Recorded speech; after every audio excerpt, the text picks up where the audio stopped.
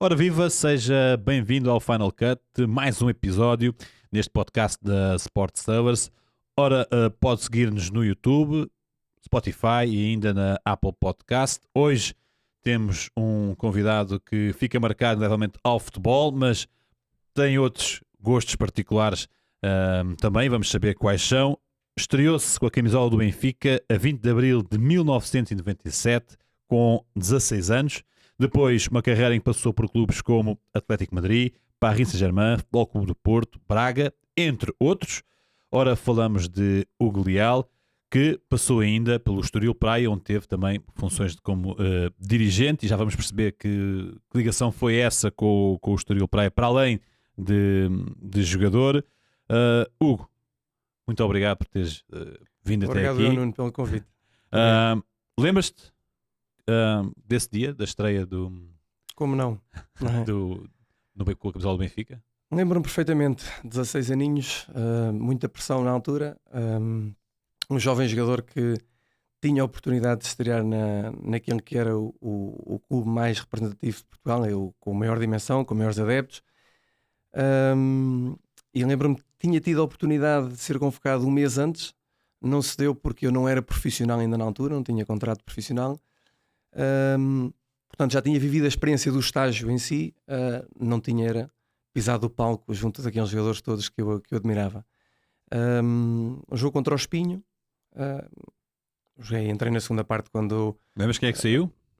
o Marinho Marinho é lateral, não é? Marinho lateral, aquilo deve ter sido uma substituição incrível. Sai um lateral, O entrou. que é que o Manel José disse? Lembras? Tens uma vaga memória ou não? Eu tenho ideia de ele me ter dito para desfrutar do jogo. Eu acho que nestas alturas nós estamos tão focados naquilo que pode vir a acontecer que tudo o que nos diga aquilo entra por um lado, sai por outro, porque o nosso foco é outro. E recordo bem, tive uma ocasião de gol, não consegui concretizar, mas foi uma satisfação incrível. Tive um apoio incrível na altura, quer do público, dos colegas, da própria equipa técnica. E não parecia sequer naquela altura que tivesse os tais 16 anos, porque me sentia preparado, sentia que tinha condições para aquele momento, e foi muito rápido. Passa tudo muito rápido. Foi. Qual era o foco? Falaste que o foco era outro. O que é que tu tinhas em mente? O que é que estava na tua cabeça quando... Já foi há muitos anos, né? mas acredito que tenhas essa memória bem viva. Eu creio que acima de tudo é o entrar e não errar, não fazer asneira. Ou seja, que não destaques ou que não destoar, diria. Que destaques eventualmente pela positiva, mas acima de tudo queres garantir que te veem como aos demais e não alguém que é o elo mais fraco. E aí depois ajuda um bocadinho a confiança, se estás motivado, se sabes o que fazes, portanto isso ajuda naturalmente a entrares mais relaxado. Sim.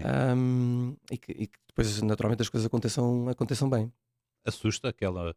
Estamos a falar do antigo Estádio da Luz, em que meia casa é este cheio, não é? E por norma, pelo menos 60 mil estavam lá, não é? Eu acho que assusta o antes, aquele momento onde tu ainda não chegaste ao estádio, tu ainda não estás equipado. A partir daí acabas por meter-te no jogo e o foco já não é tudo o que está à volta, acaba por ser mesmo a tarefa em si, o não falhares o passe, o não comprometeres, e depois, passinho a passinho, já deixaste, estás numa zona cómoda, não estás a comprometer e começas a inventar qualquer coisa, a ver se aquilo surte efeito, e acho que é um bocadinho por aí. Portanto, o susto acaba por ser mais pelo desconhecimento de não teres vivido aquela experiência, mas é compensado muitas vezes com a capacidade que tu tens no momento de achar, ou até com a irresponsabilidade de achar que tu vais cumprir. E portanto acho que correu bem na altura. Levo uma satisfação tremenda daquele momento, e pronto, e foi o início de muitas coisas boas. Tu disseste aí que estavas preparado, sentias preparado, e um jovem de 16 anos, destemido, porventura estará sempre preparado para isso, conhecendo a formação como tu conheces. Achas que o Hugo Leal, responsável de formação, teria lançado este jovem com 16 anos ou teria feito as etapas todas até o lançar. Eu recordo-me que tu coincides também com a entrada, com o aparecimento do Simão, não é? Uhum. E de facto o Simão ressurge no Sporting e tu surges no Benfica. E de certa forma, pergunto a ti se houve ali também, sentiste ali também, imagina, o esteio da formação do Benfica em comparação com a formação do Sporting. Eu diria que na altura, primeiro, não havia todas estas etapas. Hoje em Sim. dia temos equipas B, temos equipas sub-23 que ajudam na transição, ou seja, que não se sinta tanto uma transição das camadas jovens para o futebol sénior e, neste caso, o Sim. futebol profissional. No entanto, hum, eu já tinha jogado seleções, já tinha feito campeonatos da Europa e tudo isto te vai dando algum estofo, algum conforto para viver estes momentos posteriormente. Já não é o público, porque não é a primeira vez que jogas perante muita gente. Hum, acaba por ser um bocadinho tudo que tu ambicionaste, os desejos que tu tinhas, esses podem-te trazer alguma ansiedade. Sim. Porque desejos de pequeno, de jogar como profissional, de jogar no Benfica, cara, e chega-te tudo muito rápido. Aos 16 anos, quando tu ainda falas das namoradas e entras num balneário em que se fala das filhas e dos filhos, não é? Com gente que tinha a idade do meu pai. Casos Sim. do Prodomo, do Valdo. Portanto, há um contraste. Eu acho que para o jogo eu estava preparado. E portanto, eu, como diretor de formação de um clube, lançaria claramente um jogador destas idades. Sou apologista de que há etapas que não se devem saltar, mas também há casos e casos. Há gente que nasce muito bem preparada para alguns pontos e que meramente terá que trabalhar outros, e esses só passando pelas experiências é que poderá serem trabalhadas. Mas eu sou apologista de que nós há que dar oportunidades, há que apostar, há que dar tempo, muitas vezes. O problema é que o futebol profissional é um bocadinho mais comercial, e esse tempo que se pede ao jovem jogador muitas vezes não existe, não é? Há uma necessidade rápida Da afirmação. de uma afirmação e de um retorno. Acaba por ser um retorno de um investimento que foi feito na formação e que se quer muitas vezes imediato. E os atletas, uns conseguem no mais rápido, outros precisam de mais tempo. E a parte da componente do esteio do Benfica com o esteio do Sport. Não sentiste? Não senti. Mas percebes porque é Sim, que... sim.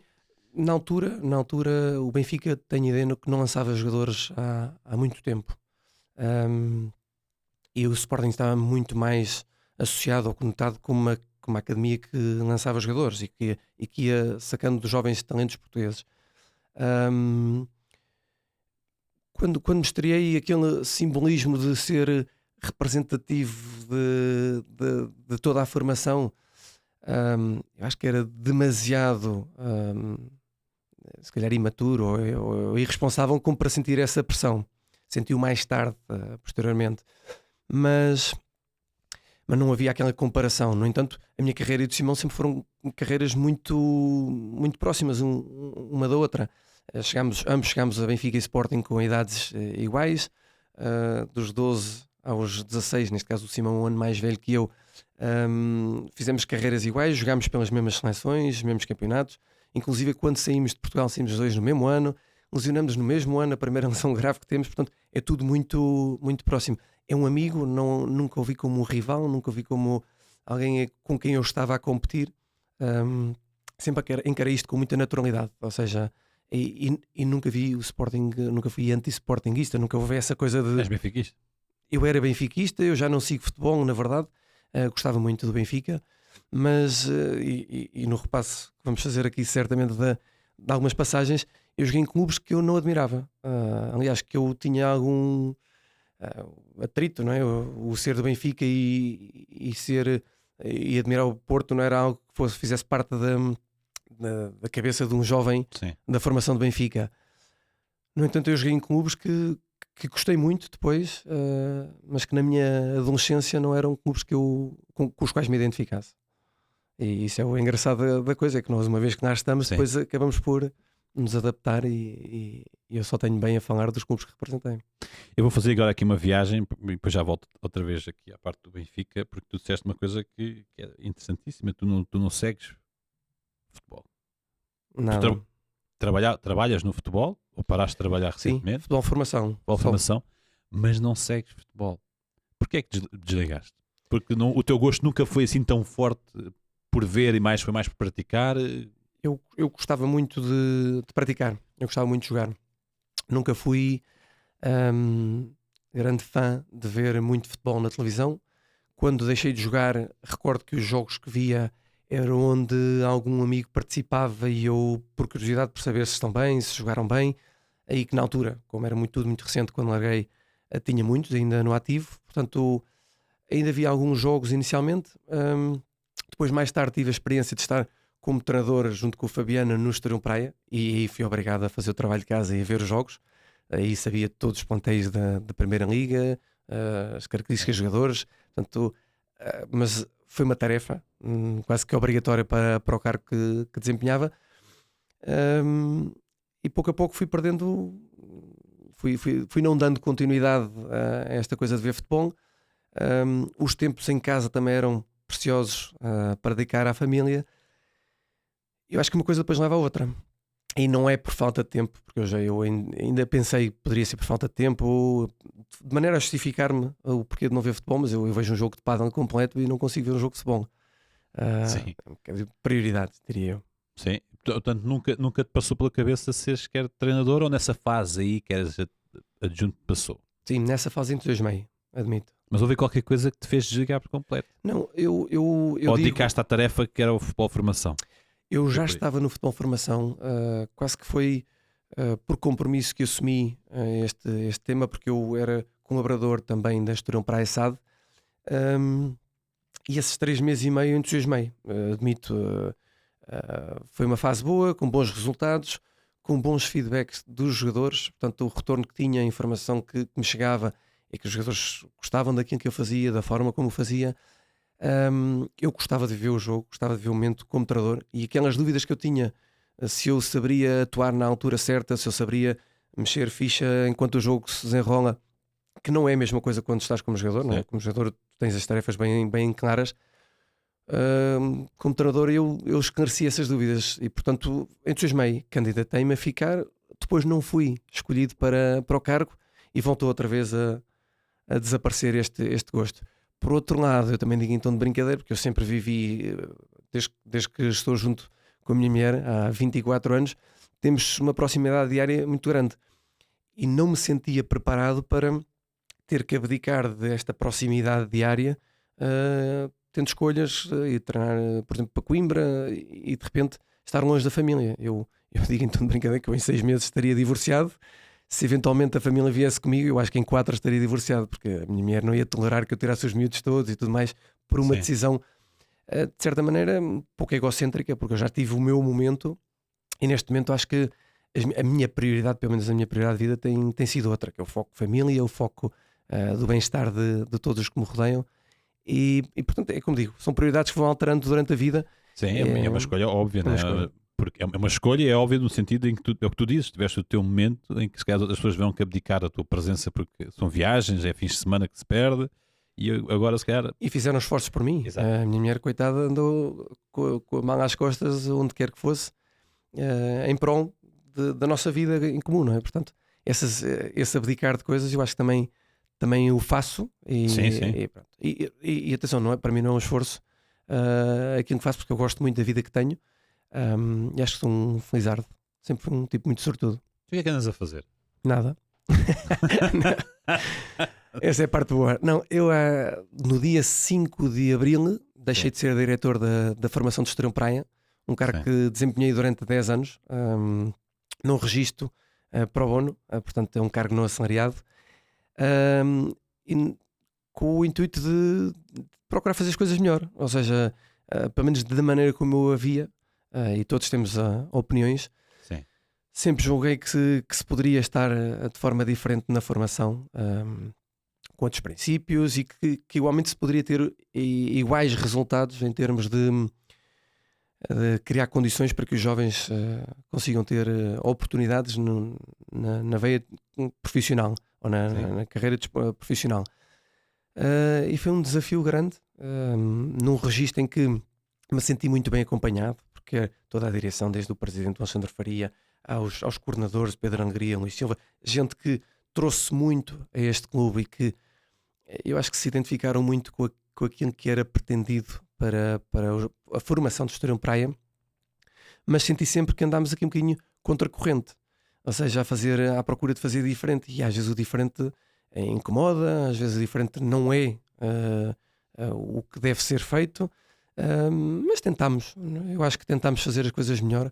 Acho que se conseguiram coisas muito giras, e portanto estou orgulhoso destes 10 anos, daquilo que eu pude dar e daquilo que aprendi muito, tive ótimas experiências de vida e portanto são 10 anos de muito valor e que me enriqueceram muito.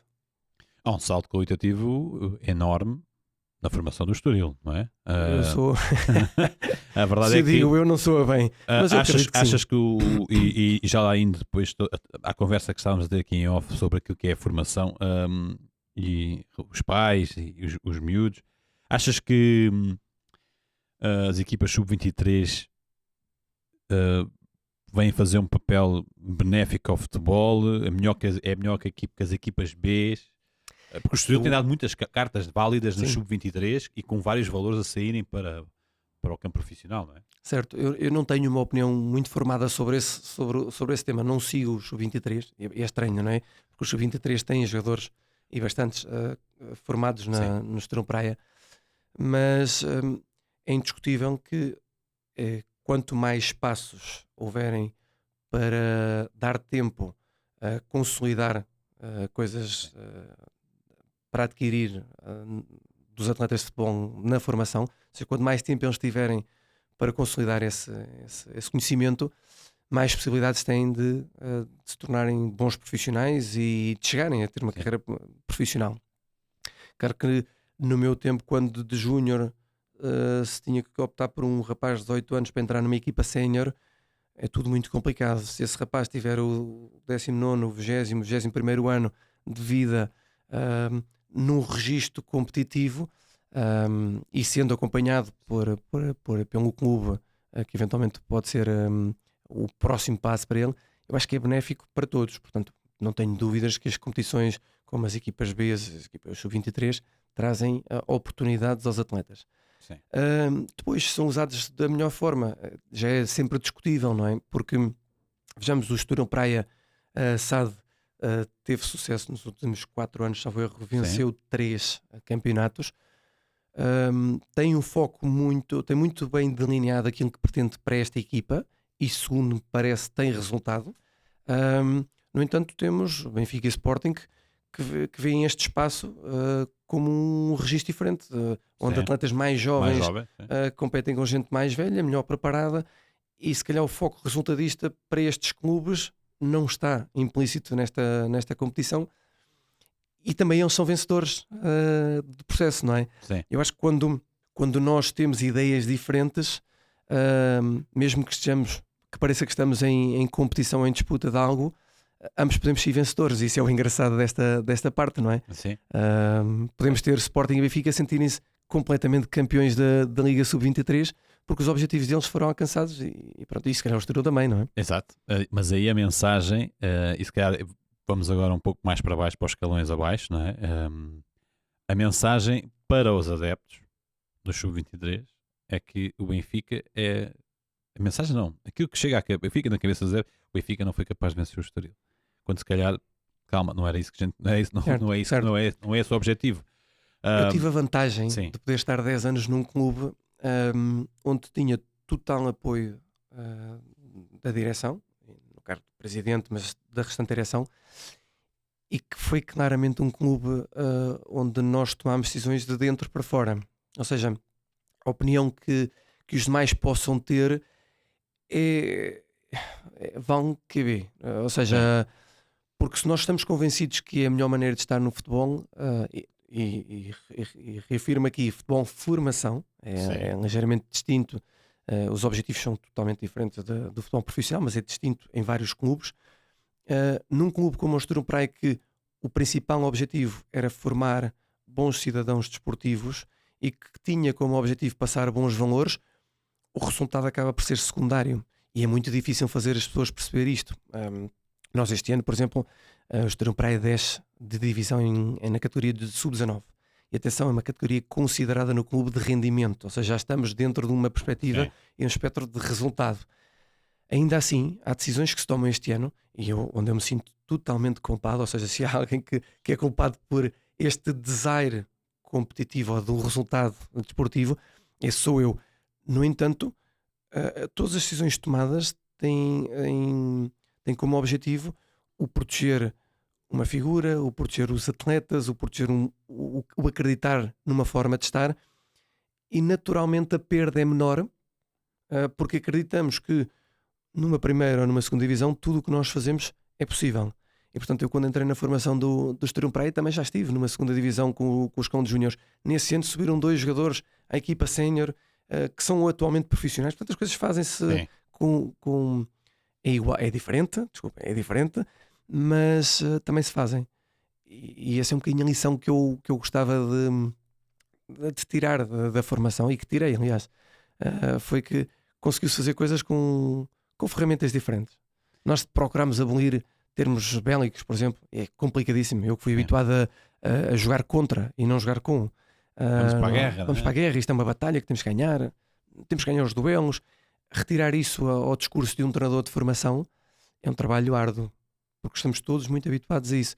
No entanto, um pequeno detalhe que vai influenciar o discurso de bancada de um pai, não é? O não anunciarmos os resultados de crianças abaixo dos 14 anos, porque os pais têm a perspectiva resultadista, os filhos vivem-no em casa, e depois a opção acaba por ser o rendimento do momento, o atleta que eventualmente está melhor preparado, que tem performance porque é mais alto, é mais forte, é mais rápido, mas aquele que tem realmente talento não está protegido porque não jogou, porque esse não consegue render naquela idade ainda. Sim.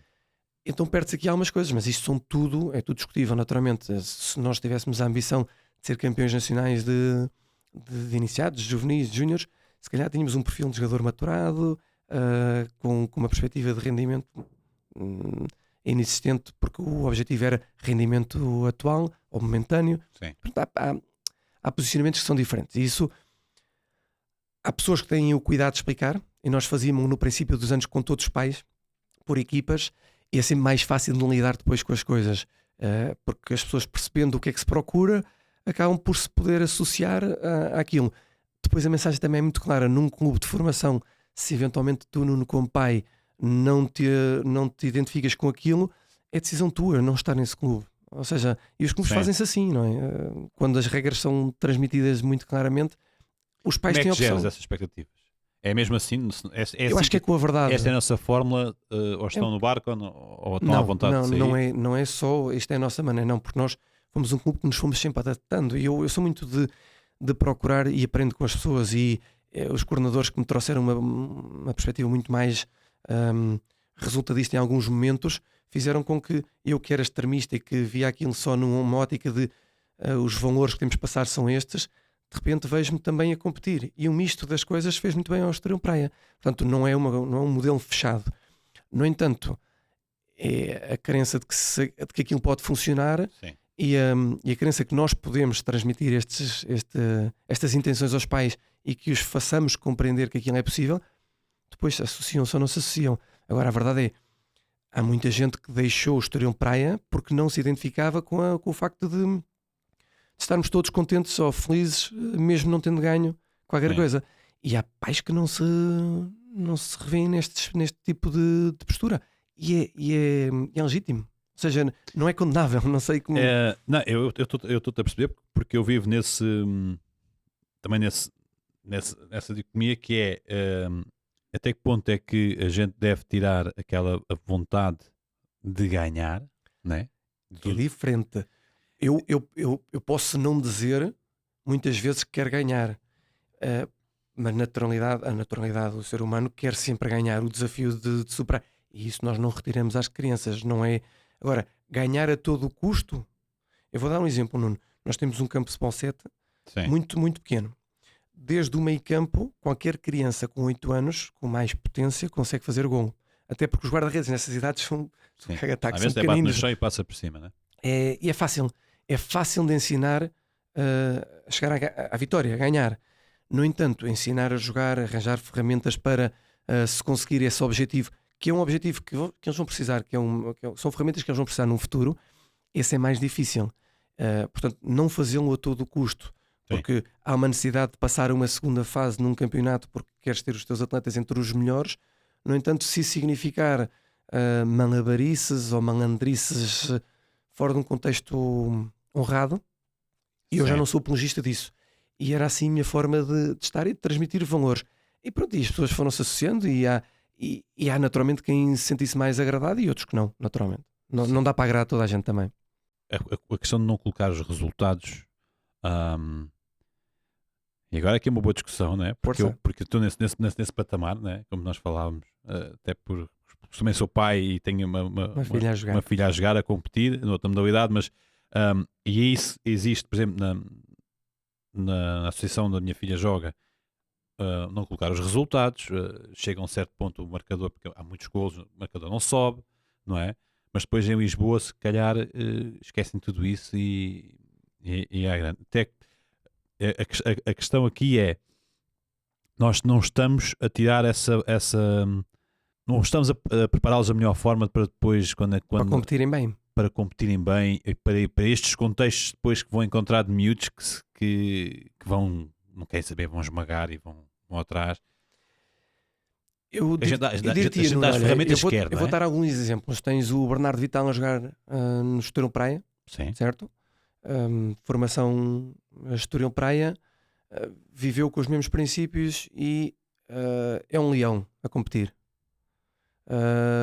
Mas é um leão honrado, é um leão respeitoso. Portanto, eu vejo as coisas de outra maneira, naturalmente, e eu já fui acusado disto, de não anunciar resultados. Chegaram a dizer que eu jamais teria chegado ao futebol profissional se no meu tempo tivesse sido assim.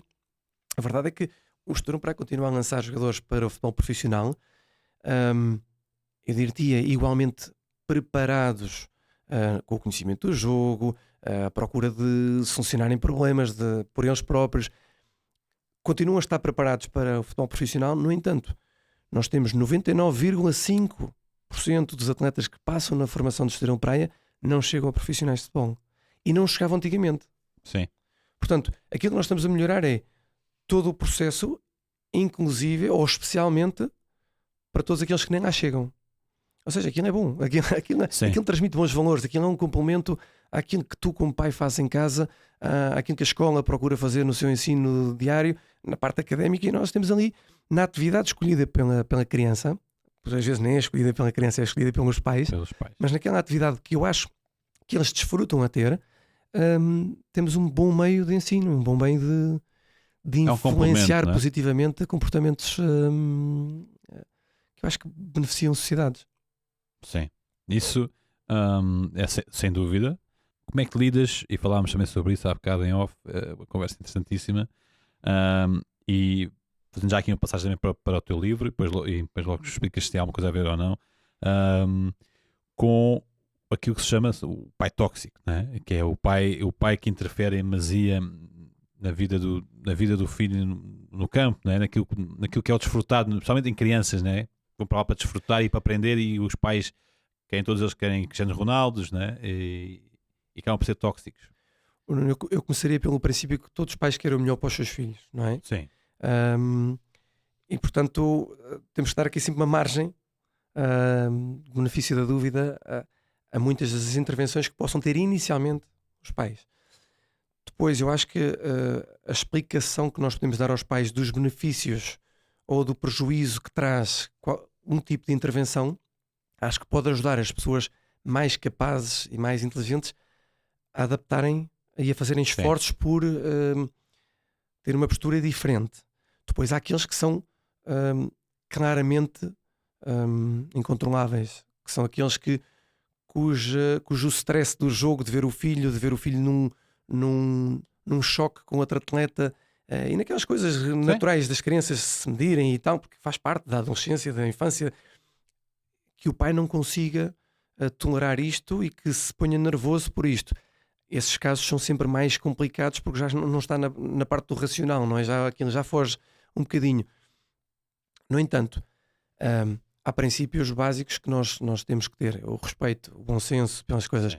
E essas é as que nós temos que começar a ensinar. Ou seja, nós tínhamos os Pais Galinha, um torneio que fizemos 9 edições nestes 10 anos que estive na formação, em que colocámos os pais e mães, a representar os filhos, as suas equipas. E eu, provocador nato, e aos miúdos a pedir para eles provocarem os pais para andarem ali um bocadinho impressionantes, tal como os pais muitas vezes fazem. Os pais viviam em primeira pessoa aquilo que ia estar dentro de um campo, a necessidade de mostrar, porque está a minha mulher a ver e eu não quero. Quero que a minha mulher perceba que em casa tem o super pai, eu jogo bem, jogo também bem à bola. Portanto, há ali aquele desafio de mostrar melhor que os outros, de um resultado, mas de repente tenho uma criança que está a puxar por mim, que me está a ter pressão, e eu não estou a ser um bom exemplo para ele. Fazê-los viver em primeira pessoa é uma boa maneira de ensinar as pessoas a crescer, de perceberem que estão a errar. E que, acima de tudo, aquilo que estão a fazer pelos filhos não é ajudá-los. E eu acho que quando os pais percebem que não estão a ajudar os seus filhos, quando percebem, não é só quando ouviram, é quando percebem, eu acho que as pessoas mudam. Porque o bem maior é o que nós queremos para os nossos filhos, nós queremos que eles estejam bem, nós queremos que eles tenham, nem é a possibilidade de serem futebolistas, é que tenham felicidade na sua vida. E se nós lhes mostramos que só estão a prejudicar aquele momento que devia ser de lazer e de gosto, se eles estão a trazer certa amargura ao jogo e não desfrutarem, eu acho que conseguimos convencer os pais a mudar. Na realidade é isso. E temos muito mais crianças a prolongar a sua atividade desportiva e a não desistirem aos 14, 15 anos, não desistirem de futebol, porque aquilo não serve para nada, porque o treinador era pressionante e só interessava o resultado, não olhou à criança, porque o pai discutia um resultado e discutia uma prestação da criança no jogo, e a criança, em vez de vir feliz para casa para contar que, olha, foi giro, por acaso perdemos 2-1, mas eu fartei-me de divertir. Já não há essa conversa, porque o 2-1 não foi suficiente em casa.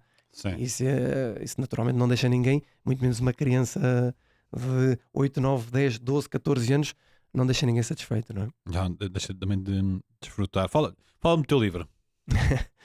O livro foi um desafio lançado porque já me tinham comentado, ou já me tinham solicitado que eu fizesse uma autobiografia com histórias da bola, porque a malta tem a curiosidade por saber momentos vividos de atletas, e como eu sempre fui um palhaço no futebol, na realidade é esta, e se isto for descontextualizado até fica um título giro, não é? O palhaço do futebol. Mas como sempre fui brincalhão de balneário, havia muitas histórias para contar. Eu nunca quis ter este tipo de histórias para contar, nunca, achei sempre que envolvia terceiros e portanto não era. Só que o desafio foi diferente, foi a minha carreira desportiva e como é que isso influenciou um bocadinho aquilo que foi feito no Estoril, estas mudanças que fomos comentando. E se isso tinha influência. Portanto, pareceu um desafio giro de ser um livro aberto, que acaba por ser, é um livro que não é técnico para um treinador de futebol, mas é uma boa ajuda para alguém que se está a iniciar no mundo da formação como treinador e que baliza coisas que podem ou não, ou deveriam ou não ser feitas, a maneira como as crianças veem, porque depois tem testemunhos de pais, tem testemunhos de outros treinadores, tem testemunhos muito ricos.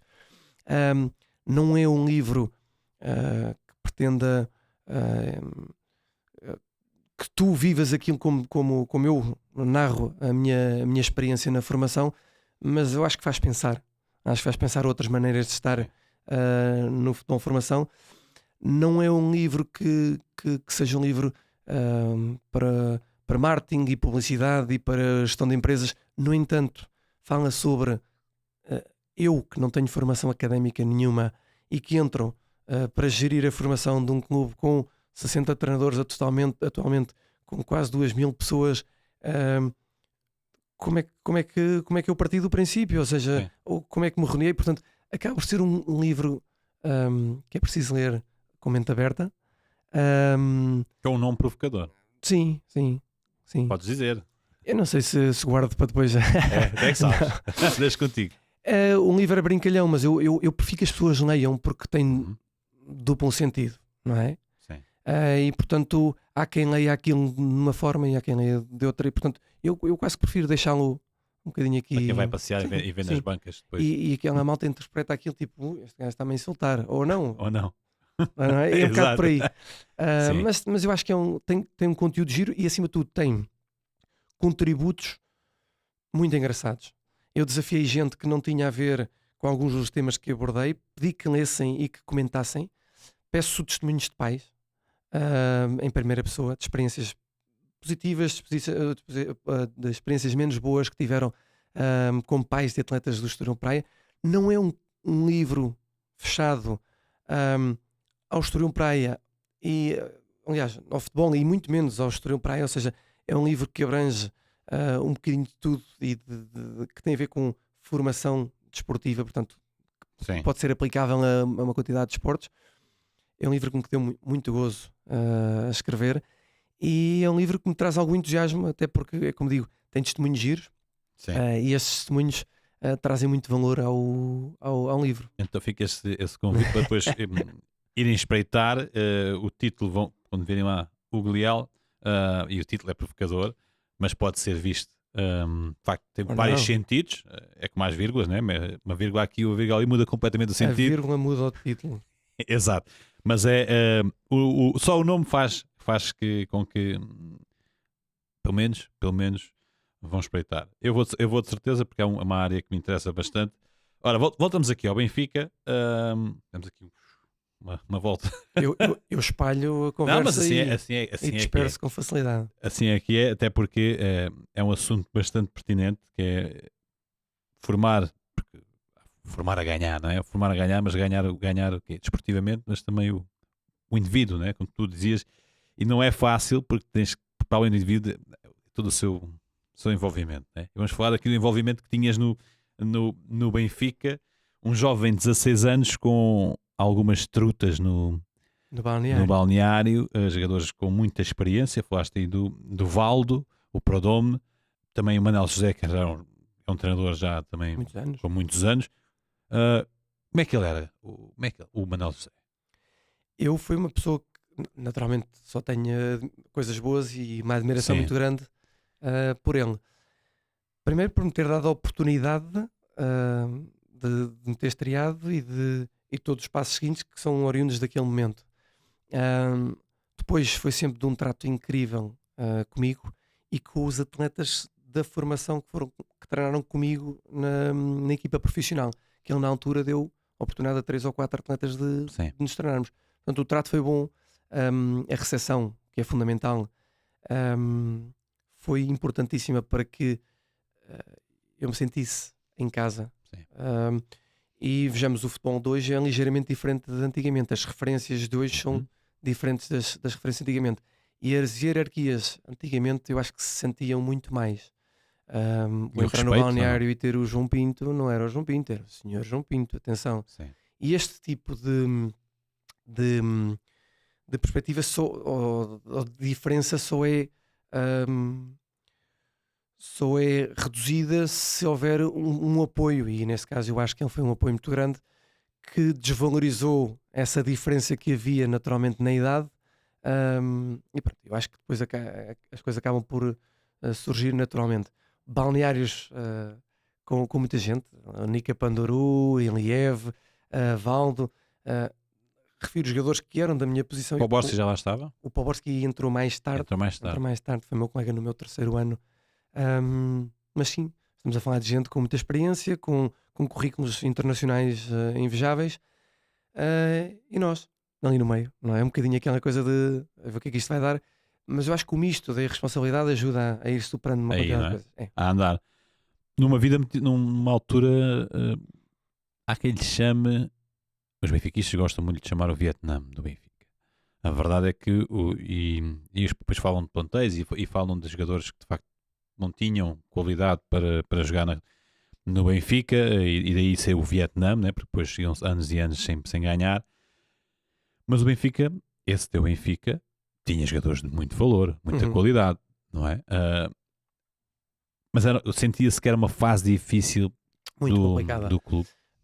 Fase de instabilidade. Teve na altura coincido com a transição de, salvo erro, Damásio para Vale Azevedo. Quando os resultados esportivos também não aparecem, a instabilidade parece que ainda se acentua mais. Mas é certo, 3 anos em que estive no Benfica, onde o Benfica não venceu, e o Benfica não vencendo é sempre a crise, não é? Ahm, mas lá está, com a minha idade naquela altura, Nem ah, sentes, não é? claro que eu prefiro muito mais que me aplaudam do que me assobiem, naturalmente, Sim. mas quase que passa um bocadinho ao lado. Não é? Pior foi mesmo depois a minha saída com o Benfica, a rescisão de contrato, quando acho que as pessoas tinham admiração por aquele que era o jogador que tinha saído da formação do Benfica. O que Esses é que foram momentos aconteceu mais aí? difíceis. Na altura eu tinha assinado 8 anos de contrato, 4 mais 4, porque 8 não era válido. E, hum, e nesta fase, no meu terceiro ano, quando estamos numa perspectiva de poder renovar melhores condições, e aí eu claramente à procura de me aproveitar de que eventualmente os outros 4 anos pudessem não ser válidos, hum, houve a discussão de que se aquele contrato era ou não era válido. A Comissão Arbitral Paritária na altura decidiu que não seriam válidos, e quando sai a decisão desponta publicamente toda uma discussão relativamente à validade desse contrato, e depois já com insultos públicos, com coisas deste género. Ah, Retira-me ali um bocadinho as condições, inclusive na rua eu era insultado, portanto as coisas pioraram um bocadinho, e com o surgimento de outras ofertas, neste caso inclusive do Atlético Madrid, Sim. acabei por aproveitar, rescindir contrato com o Benfica e ir para a Espanha num período ah, conturbado na minha relação naturalmente com o Benfica, e tive quase um ano em que vinha a Portugal, ainda era insultado, ainda as pessoas me falavam na rua e a minha mulher não percebia, já na altura quando vinha comigo, não sei, Sim. mas porquê é que te insultam? É assim, as pessoas muitas vezes confundem o jogador com a pessoa, e nem conhecem a pessoa, mas faz parte. Isto Tem muita é lei de dificuldade em vida. colocar-se no mesmo papel. Eu percebo que seja difícil, porque um jogador de Sim, futebol tem condições que se calhar outras pessoas não têm, mas é um ser humano, não é? sim, e o clubismo E o clubismo vai cegando tolda, muitas né? vezes, sim, sim, sim, sim. O clubismo tolda. Como é que foi em Madrid? Madrid, Ainda eras bastante jovem, não é? sim, Madrid foi provavelmente a melhor fase, eu diria desportiva, e mesmo pessoal, não só na carreira. Ahm, uma cidade fantástica. Tive a oportunidade, joguei muito, as pessoas admiravam-me, as coisas correram bem, ainda que nós tínhamos descido de divisão no primeiro ano e não subimos no segundo. Portanto, provavelmente os piores anos que o Atlético de Madrid viveu nos últimos anos foi os Tinha anos que eu lá sido, estive. tinha sido recentemente campeão, antes de tu ires. Em 95, sim, Sim. eu Com o cheguei em Kiko. 99, sim. Ah, E nessa altura, claro, foi mais uma vez o consolidar do adolescente que passa à idade adulta e de repente começa a jogar com grandes figuras. O Atlético de Madrid tinha estrelas, todos jogadores internacionais. tinha o Alninho? Ou não é não coincide contigo? O Fernando O, Torres? O o Torres? Fernando Torres no segundo ano, No segundo sim. ano? Quando eu já estava de saída foi quando ele se estreou. Sim, mas tinha o Kiko, que era figura, tinha o Jimmy Sim. Assambank, Gamarra, Solaris, Valerón, Barajas. Eu Sim. podia, minha lista O Valdão interminável era era craque, craque. era craque. Eu tive o Silvio a dizer que o melhor jogador Sim, com quem ele jogou. Valerón, que estranho, tinha assim as pernas. Sim, ele dizia, Normalmente o ele, dizia, futebolista tem a ele perna diz o arqueada e ele velhote, era ao ele já o contrário. apanhou numa fase mais a final da carreira. Ele dizia isso mesmo. Craque, O velhote era craque. E era uma ótima pessoa. E essas são as coisas que eu guardo na realidade. É que eu recordo muito bons jogadores, mas recordo muito boas pessoas. Essa foi a parte que o futebol me trouxe. Sim. Depois segue-se Paris. Paris.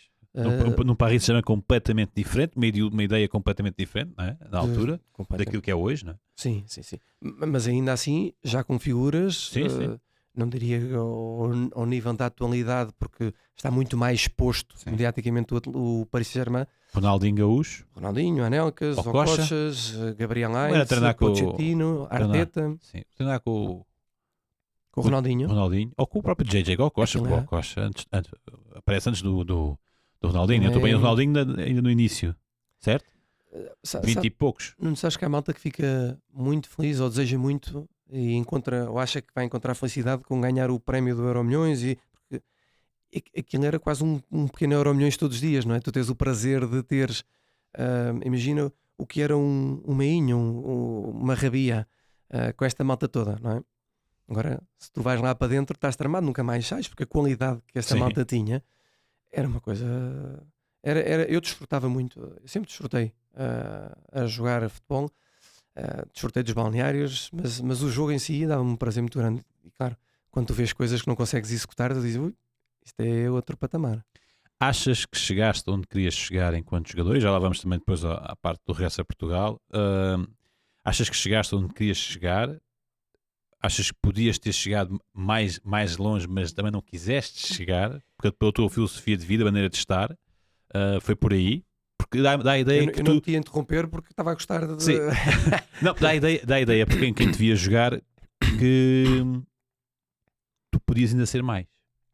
E às vezes a a minha gente mulher pensa que... resumiu muito bem a forma dela ver a coisa. E porque ela ouve falar as pessoas, não percebendo muito de futebol, e muita gente, porque é a pergunta que mais me fazem se eu não passei ao lado de uma grande carreira, a minha mulher resume muito bem. Diz que acha que a minha maneira de ser, o meu perfil, hum, não acompanhou o dom que eu tinha para a coisa. Ou seja, que se calhar as pessoas que tivessem tido a sorte que eu tive de ter a capacidade para jogar da forma como jogava,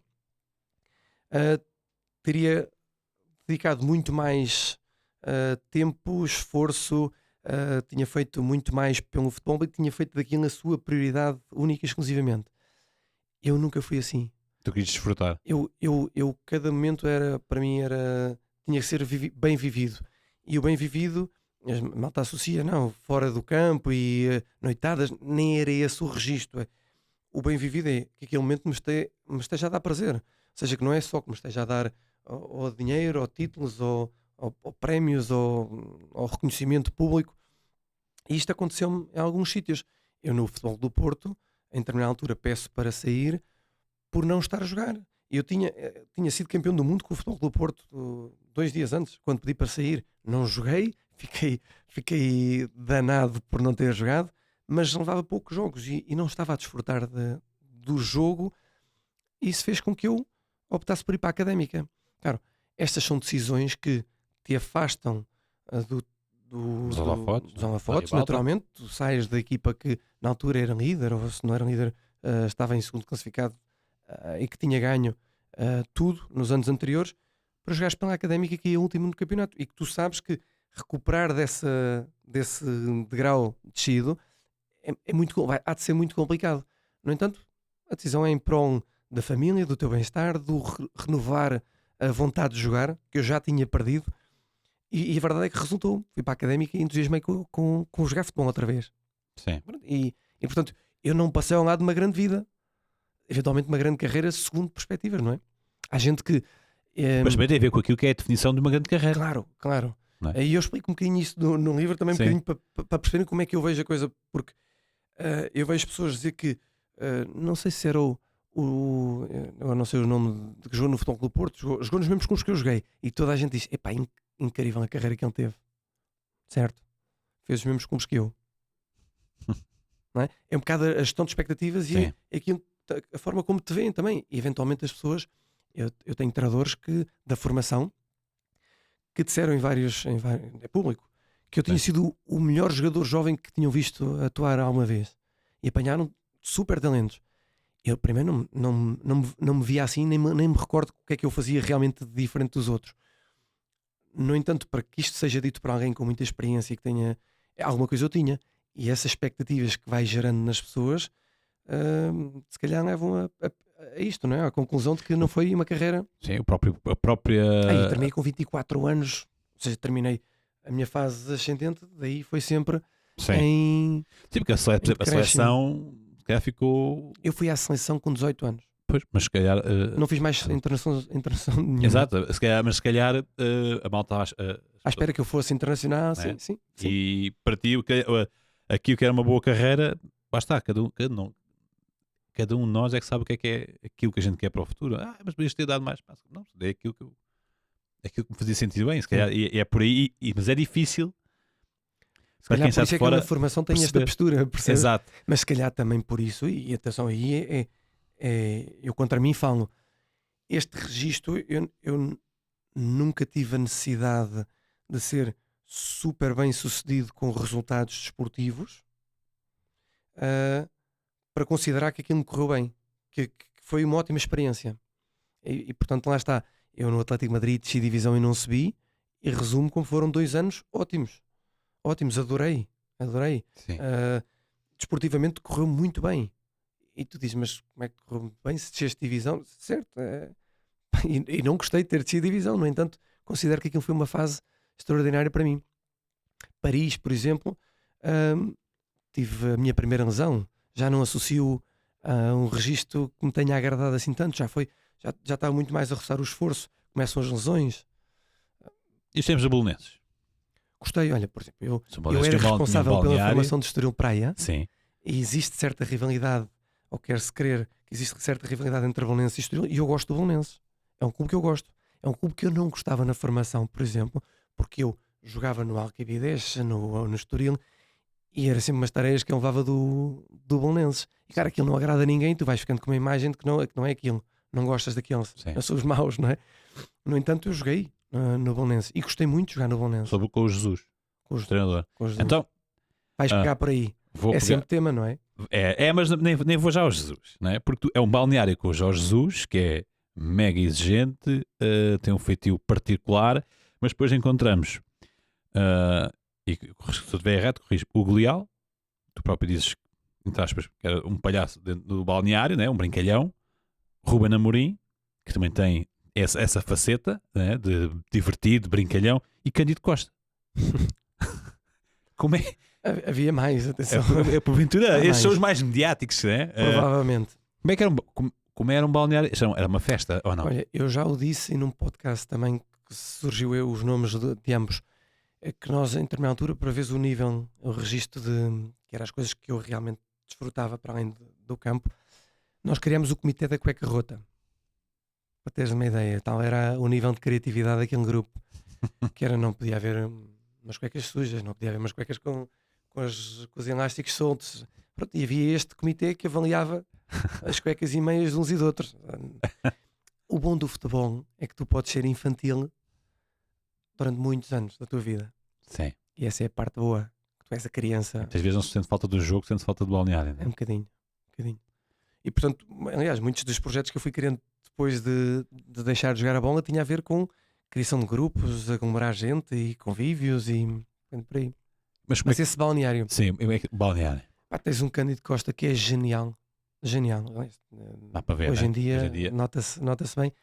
É um tipo que comédia de raciocínio muito rápido, de uma capacidade de imitação, de se pôr no papel de figuras diferentes, uma capacidade incrível. E portanto é o desfrutar dele, é deixá-lo falar e deixá-lo andar e desfrutar dele. Depois tens o Ruben, nesse registro também igualmente rápido de raciocínio, muito capaz. Aliás, eu até me custa dizer isto, eu não vejo jogos do Sporting, não vejo jogos do Benfica. No entanto, eu tenho uma admiração muito grande pela forma como o Ruben comunica. Muito grande. É um tipo que trouxe tanta coisa positiva ao futebol, da forma como ele aborda os jogos, da forma como fala para os jornalistas, da forma como fala dos outros. Portanto, essa capacidade de ele estar e de não deixar de dizer as coisas que tem que dizer, mas de uma forma saudável e uma forma inteligente, naturalmente, é um bocadinho o registro que ele tinha. Era um tipo que era super inteligente, notava-se na forma de jogar, na forma de se relacionar com os demais. E depois é isto, era uma vivacidade incrível, que aliás aquele balneário era de uma vivacidade muito, muito grande. Esperavas que ele, o Ruben neste caso, viesse assim tão rápido neste meio do treinador, não é? Assim, pelo perfil dele, Pelo perfil, não? eu diria, inicialmente já pela posição que ocupava no campo e a forma como abordava o jogo, eu diria que sim. Depois se tem vontade, se é resiliente, se não é resiliente para estas coisas, isso tem mesmo o gosto. Mas ele inclusive ele participa no livro, ele fala sobre isto, que é um tipo que sempre gostou muito desta área de perceber o jogo. Sim. Desde a fase adolescente. E portanto sim, poderia ser alguém que tivesse este perfil. No entanto, desde o primeiro dia, desde as primeiras decisões que o Ruben foi tendo no início da sua carreira como treinador. Claro, há uma coisa que é clara, que é, ele tem uma personalidade e uma crença nas suas ideias incrível.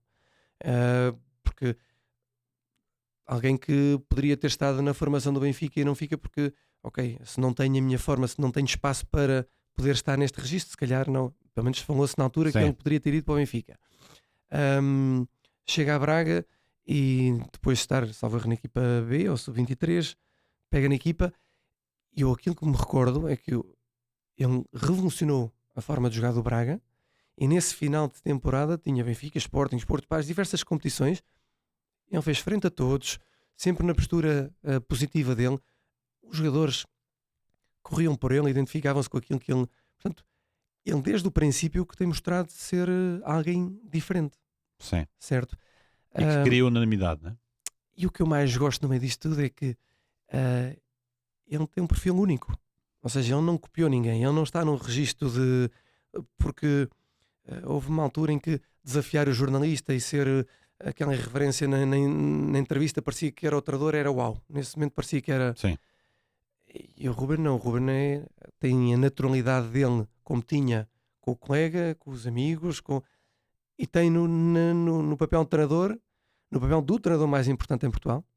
Sim. Treinador, pelo menos aquilo que eu recordo nos últimos anos, não há ninguém que tenha feito o que ele fez, certo? Portanto, e é um tipo que continua naquele registro.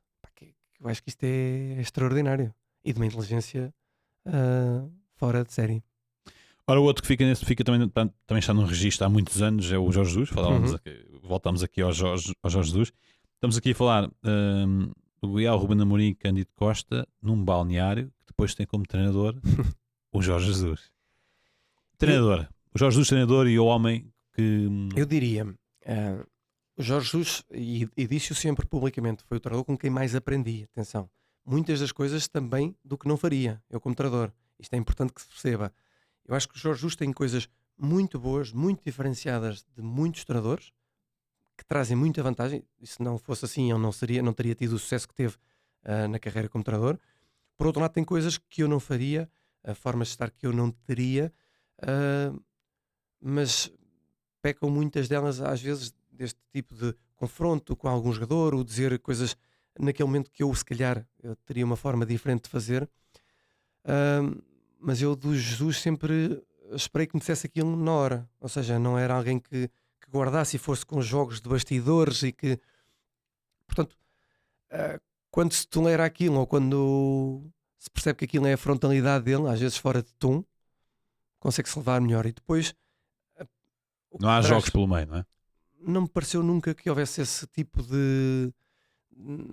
nem sequer de vontade ou capacidade ou de fazê-lo, de andar aqui com rodeios, com tangas e estratégias.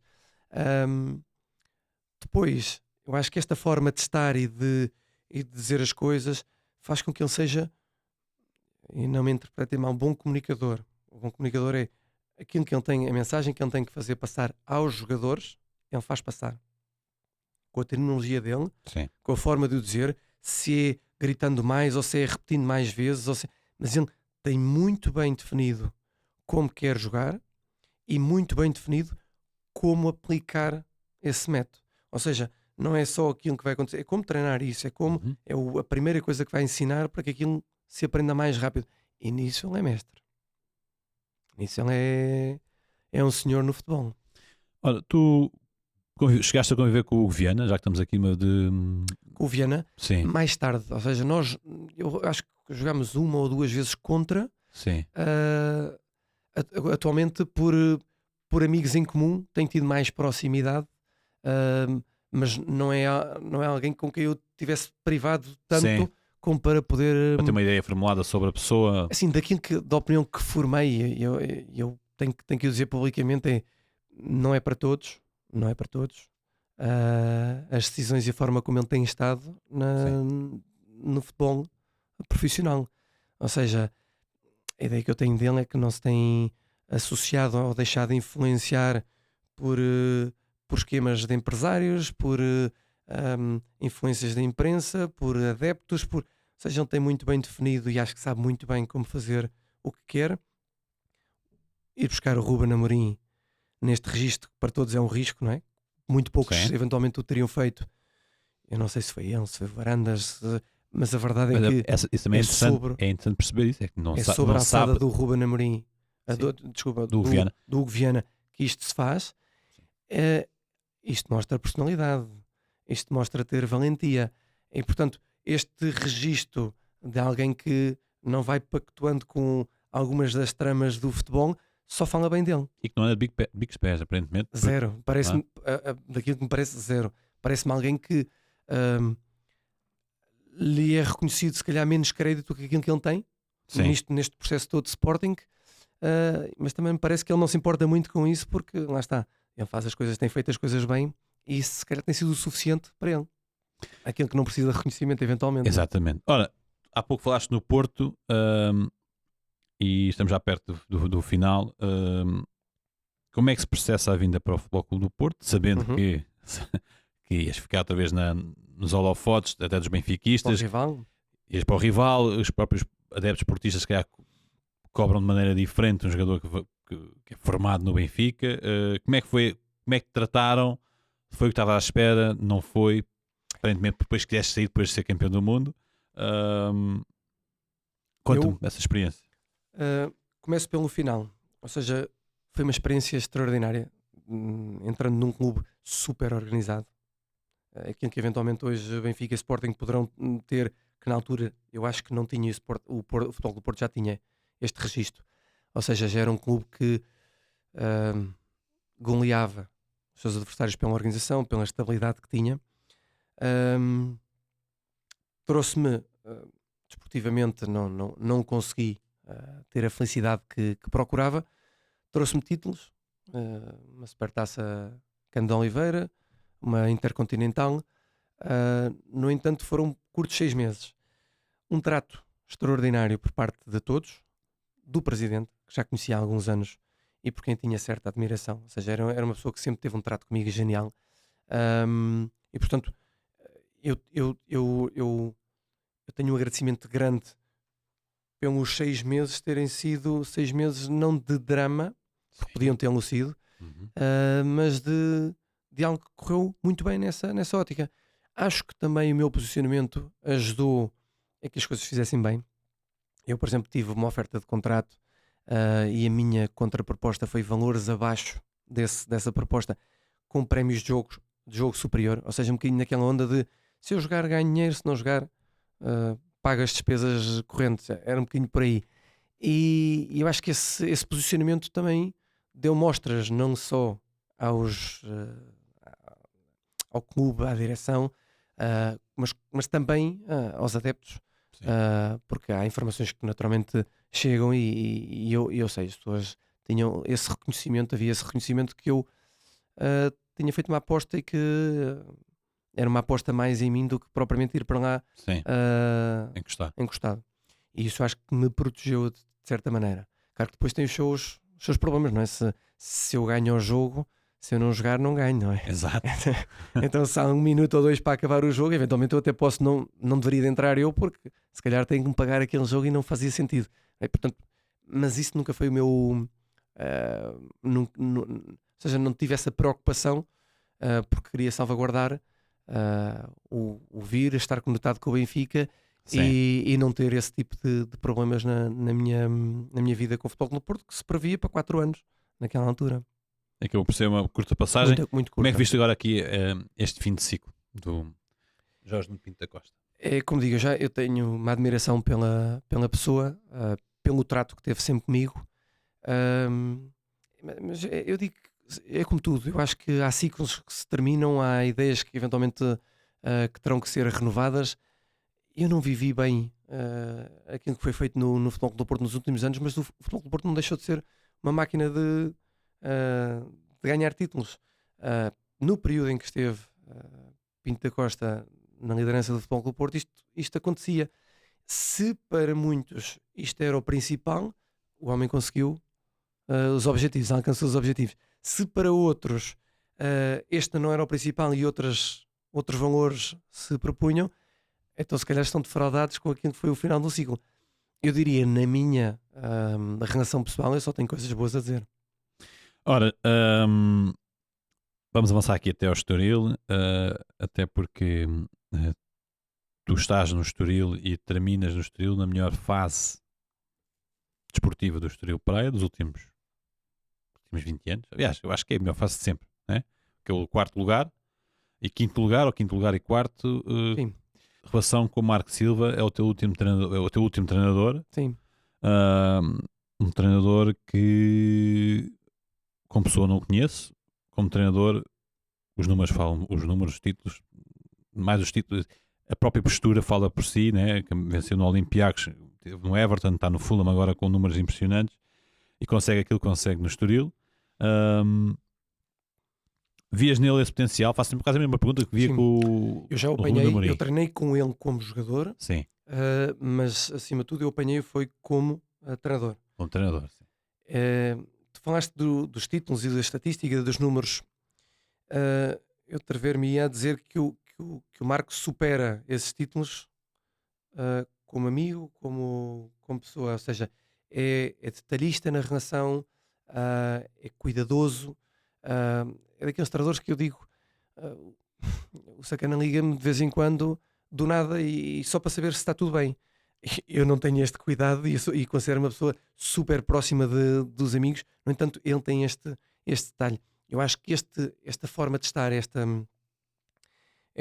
sua personalidade, leva-no um bocadinho ao registro do campo, este cuidar do detalhe, o saber lidar nas relações e, acima de tudo, e eu tenho em destaque no livro, porque há muita coisa Sim. boa, e inclusive há o testemunho dele também no livro. Ele tem uma das coisas que eu mais admiro nos treinadores, que é o não ver fantasmas e não trazer problemas. Ou seja, um problema não pode surgir ou não pode ser iniciado pelo treinador.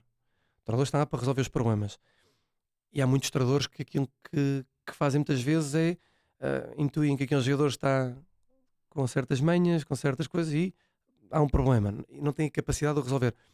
Eu acho que o Marco, para além de escolher bem as equipas, escolher bem os grupos com quem treina, ter ótima metodologia de treino, parece-me muito bom no momento da decisão enquanto decorre o jogo. Mas para além disto, tem uma adaptabilidade grande.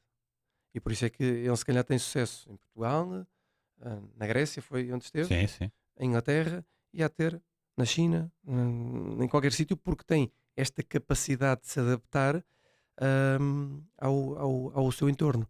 Isto é uma virtude que muitos dos treinadores portugueses têm, por isso é que têm sucesso no mundo, que é esta a capacidade de se adaptarem ao contexto. E depois, eu acho que tem outra coisa, mas isso já é comum ao Jesus ou aos treinadores portugueses em geral, que é a paixão pelo futebol. E nisso ele também destaca. O que ajuda imenso. Sim. Ora, falaste aqui de paixão. Paixão pelo pádel, paixão pelo cinema. Se tivesses que abdicar de uma, não abdicavas, é impossível. Não, eu atualmente de cinema, abdicava de cinema. Porque o pádel faz-me competir novamente, tem um espírito também deste, acaba o jogo e também há muito convívio. E para mim é um complemento que eu estava a precisar quando deixei de jogar futebol, que era eu gosto de competir, eu gosto de desafiar os outros adversários, gosto de me medir a alguém que esteja à frente. Isto, eu não sei jogar xadrez, mas adoraria ter um desafio com alguém só para dizer, eu vou tentar coisas deste género. Eu sou És quase que desafiador, não é? desafiador, e o pádel é um desafio, portanto eu gosto muito, pratico. Já tive iniciativas associadas ao pádel, procuro ser dinâmico na ajuda do crescimento da modalidade nos clubes, a nível nacional, e portanto vou-me envolvendo com iniciativas. Tem sido um hobby também, um hobby muito agradável. Achas que podes chegar ao nível daquilo que é em Espanha? Em Portugal, Difícil. Sim, é difícil. difícil. Por causa dos apoios. Os espanhóis Divulgação é apostam muita. muito, Hoje em dia há muito. no desporto, e portanto o atleta tem sempre mais apoios. Em Portugal, mais difícil, há de haver certamente, virão muito bons jogadores de pádel, mas esses jogadores terão que estar eventualmente em Espanha, beneficiando daquilo que os espanhóis têm, para poder chegar ao nível deles. Aqui eu não vejo que tenham muitas hipóteses, ainda que a Federação está a trabalhar bem, os clubes estão a trabalhar bem e o crescimento é notório, mas os espanhóis têm outra pedalada. há pouco, a primeira ou a segunda pergunta que te fiz era o que estavas a fazer, disseste nada, um sorriso bem cheio. Pergunta agora para terminar, para onde é que vais? O que é que queres fazer? Eu sei bem o que não quero fazer. Neste momento não quero estar mais envolvido com futebol formação, com estas responsabilidades de ter muitos treinadores, muitos pais e ter que responder a tudo isto e a toda a hora. Portanto, sei bem que não quero isto. Não quero envolvimento também no futebol. Mas por outro lado sou um tipo muito criativo que estou sempre a criar coisas, a inovar não, porque as coisas está tudo, mas sou muito dinâmico na criação de projetos e eu diria por aí, algum projeto surgirá e eu, como fiz até ao dia 2, depois de ter deixado de jogar à bola, vou espalhando magia, a minha magia curtinha que seja, mas a magia mais na base da alegria das ideias que vou transmitindo e vou trazendo. E eu desejo-te o maior sucesso nessa nova etapa. Por esta longa conversa que eu enrolo e falo. Eu tenho pena de ser tão nem curta. sei quando Porque fizemos. Vai aqui uma hora e 10. Está bom, mas talvez noutra altura voltes para falar das novas experiências. E dar o nome do livro. E dar o nome. Esse provavelmente vai descobrir por si, mas para falarmos mais sobre essa nova paixão, até porque o pádel também tem muito por explorar, porque é uma modalidade que está a crescer imenso em Portugal, e cortamos aqui a paixão pelo cinema. Ora, vamos mesmo ficar por aqui. Agradecer ao Golial, agradecer também a si. Já sabe, se gostou, clicar aí no like, partilhar, comentar. Nós voltamos noutra oportunidade com mais um convidado de valor. Até à próxima.